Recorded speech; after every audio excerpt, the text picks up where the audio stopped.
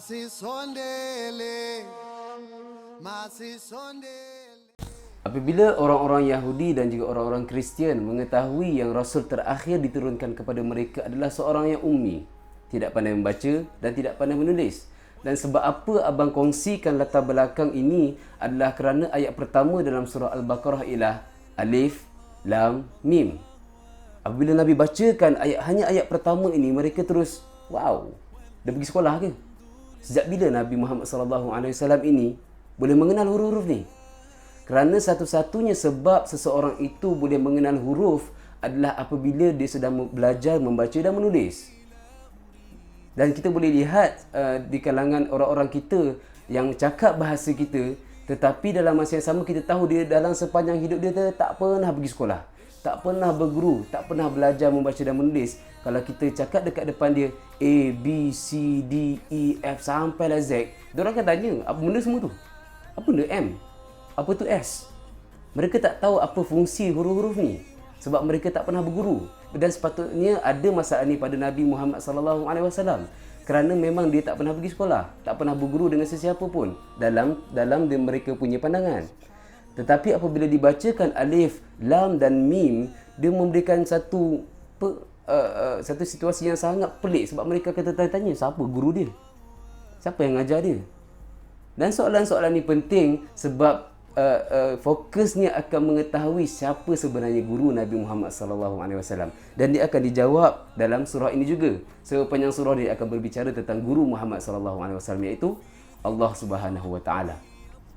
Seperti yang para pendengar tahu, hubungan di antara orang Yahudi khususnya dan juga orang-orang Mekah sangat tegang.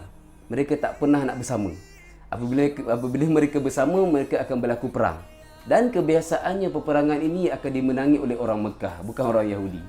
Dan apa yang biasa keluar daripada mulut orang Yahudi, terutamanya mereka punya tok guru dan juga ulama, ialah mereka akan kata, tunggulah nanti kitab dan juga Rasul akan datang kepada kami. Masa tu habislah engkau. Mereka kata benda tu kepada orang-orang Mekah sebab orang-orang Yahudi khususnya percaya dengan adanya kitab dan juga Rasul akan turun kepada mereka yang akan selamatkan mereka. Ini adalah kepercayaan mereka yang tak ada pada orang Mekah sebab orang Mekah memang tak percaya benda-benda tu. Dan apabila turunnya kitab Al-Quran dan juga Nabi Muhammad SAW, mereka dah tahu yang itu adalah Rasul terakhir, tapi problemnya ialah Allah turunkan Rasul itu daripada kalangan orang Mekah, bukan orang mereka. Dan timbullah perasaan curiga. Bagaimana ini boleh berlaku? Bagaimana Rasul itu boleh datang daripada kalangan orang Mekah? Dan Allah bagi tahu tak perlunya kamu curiga sebab Allah bagi tahu dalam ayat kedua bila dia kata zalikal kitabu la raiba fi. Itulah kitab yang kamu tunggu-tunggu. Itulah kitab yang kamu nanti-nantikan. Itulah Rasulnya. Sebab kitab dan juga Rasul ini akan turun sekali, tak pernah asing. Dan inilah yang berlaku sekarang.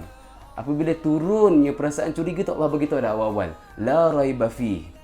Tak ada apa-apa curiga pun dalam kitab ini.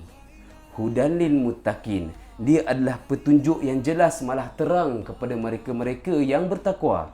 Bertakwa ini adalah bermaksud mereka yang menginginkan perlindungan. Sama yang berlaku kepada orang-orang Yahudi. Mereka perlukan perlindungan sekarang.